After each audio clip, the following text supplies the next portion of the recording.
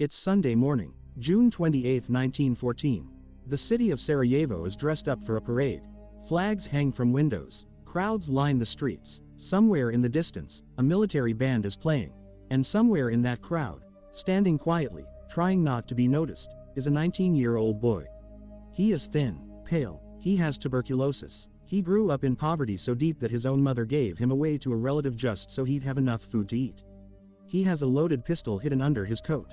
And in less than 4 hours, he is going to fire 2 shots that will echo for the next 100 years. 20 million people will die because of what happens today. 4 empires will collapse. The entire map of the world will be redrawn. And it all comes down to one moment. One stalled car. One wrong turn on a quiet Sarajevo street. This is the story of Gavrilo Princip. And this is the story of how the modern world was born, in blood, on a Sunday morning, outside a delicatessen. To understand what happened in Sarajevo, you first need to understand the world that existed before it. In 1914, Europe was a powder keg. Not metaphorically, literally. For decades, the major powers of Europe had been locked in a dangerous game, building massive armies, signing secret alliances, and competing for colonies, territory, and prestige across the globe. On one side, the Triple Alliance: Germany, Austria-Hungary, and Italy. On the other, the Triple Entente: France, Russia, and Britain. Every major nation on the continent was connected to every other major nation through a web of treaties that essentially said the same thing. If you attack my ally, you attack me. It was a system built for stability. In reality, it was a trap.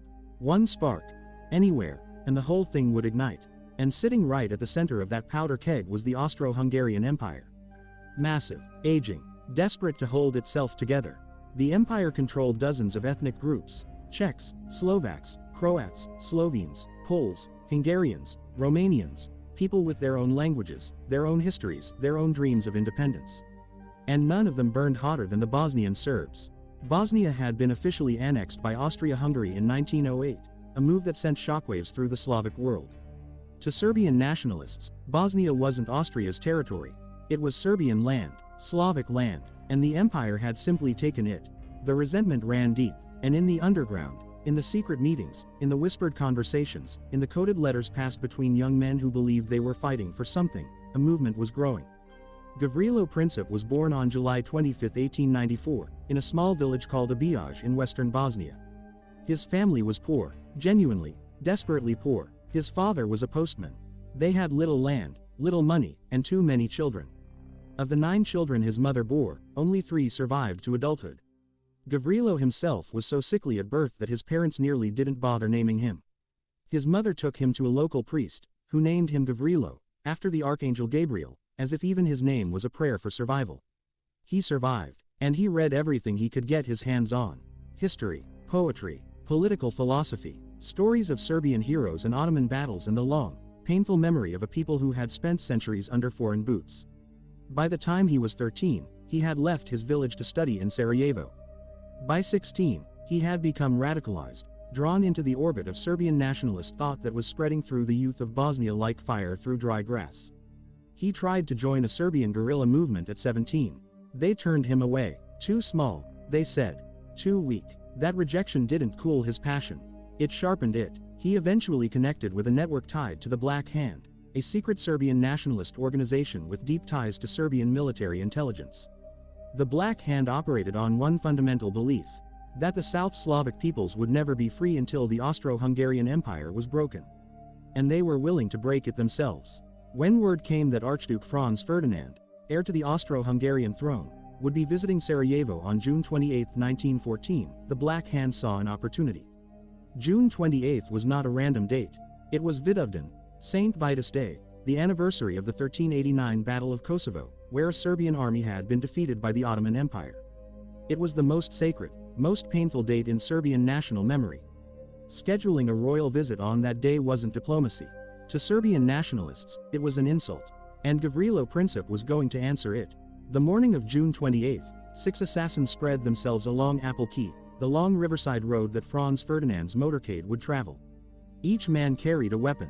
Some had grenades, some had pistols, all of them had cyanide capsules, to be swallowed after the deed was done, to avoid capture and interrogation. The plan was clean on paper. 6 men in a row. If one failed, the next would act. The Archduke could not possibly survive them all. At 10:10 in the morning, the motorcade appeared. Franz Ferdinand rode in the second car, an open-topped Graf and stiff touring car, black, gleaming in the summer sun. He wore a military uniform, a plumed helmet, and the calm expression of a man who did not believe he was in any danger. The first assassin watched the car approach, and froze. He simply could not pull the trigger. He let the motorcade pass. The second assassin, Nedeljko Kabrinovic, did not freeze. He grabbed his grenade, knocked the detonator against a lamppost to arm it, and threw it directly at the Archduke's car. The driver saw it coming. He accelerated. The grenade hit the folded-back convertible roof of the car, bounced backward, and exploded under the fourth vehicle in the motorcade, injuring 2 military officers and several bystanders. Franz Ferdinand was unharmed. Kabrinovic immediately swallowed his cyanide pill and leapt into the Miljacka River below. The cyanide was old and weak. It didn't kill him. It made him vomit violently. The river, in the summer heat, was barely 4 inches deep. He was dragged out, beaten by the crowd, and arrested. The other assassins, shaken and confused, melted away into the crowd. The motorcade raced to City Hall, where a furious Franz Ferdinand reportedly snapped at the city's mayor, who had begun reading a prepared welcome speech as if nothing had happened. "I come to visit Sarajevo and I am greeted with bombs. It is outrageous. The mission had failed." Gavrilo Princip, disgusted, deflated, walked away from his post on the quay and headed toward Franz Joseph Street. He stopped at Schiller's Delicatessen. He needed something to eat. After the events at City Hall, Franz Ferdinand made a decision. He would visit the officers who had been injured in the grenade attack, at the hospital on the other side of the city. His motorcade was reorganized. The route was changed, but the change in plans was not properly communicated to everyone in the convoy. The lead driver, Leopold Lojka, had memorized the original route. No one told him it had changed. He turned onto Franz Joseph Street. The general in charge of security, riding in the front car, immediately realized the mistake. He shouted at Lojka to stop, to reverse, to take the correct road. Lojka hit the brakes. The car stalled, right in front of Schiller's Delicatessen. Gavrilo Princip was standing less than 5 feet away. He looked up, and there, within arm's reach, was Archduke Franz Ferdinand, sitting in a stalled, open-topped car, unprotected, unable to move. What happened next took less than 10 seconds. Princip drew his pistol. He stepped forward. He fired. The first bullet entered Franz Ferdinand's neck, severing his jugular vein. The second struck his wife Sophie, who had instinctively leaned over to shield her husband, in the abdomen. Guards grabbed Princip immediately. He tried to turn the gun on himself. It was wrestled away. He bit into his cyanide capsule. It barely worked. He became ill but remained conscious. He was beaten by the surrounding crowd and dragged into custody. In the car, Franz Ferdinand was still upright. His aide, Count Herrick, pressed his hand against the wound. Franz Ferdinand kept repeating, quietly, fading, "Sofrel, Sofrel, don't die, live for our children." Sophie was already gone. Franz Ferdinand died 11 minutes later. The heir to one of the most powerful empires on earth, killed by a sick, half-starved 19-year-old boy outside a sandwich shop. Because a driver took a wrong turn. What followed moved with a speed that stunned even the people living through it. Austria-Hungary spent the next month building its case, and its pretext. On July 23, they delivered an ultimatum to Serbia.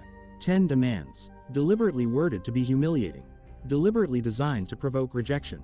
Serbia accepted 9 of the 10 demands, a level of compliance that shocked even the German Kaiser, who remarked that there was no longer any reason for war. But Austria-Hungary had already decided. On July 28, exactly 1 month after the assassination, Austria-Hungary declared war on Serbia. Russia, bound by alliance and Slavic solidarity, began mobilizing its massive army. Germany, allied with Austria-Hungary and terrified of a two-front war, issued ultimatums to Russia and France. When those ultimatums were ignored, Germany declared war on Russia on August 1. 2 days later, war on France. To reach France quickly, Germany invaded neutral Belgium.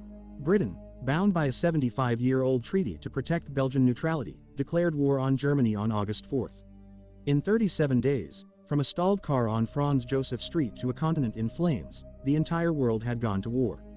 30 countries, 70 million soldiers mobilized, trenches stretching from the English Channel to the Swiss border. And the killing didn't stop for 4 years. By the time the guns fell silent in November 1918, 20 million people were dead. 21 million more were wounded. 4 empires, Austro-Hungarian, Ottoman, Russian, and German, had ceased to exist.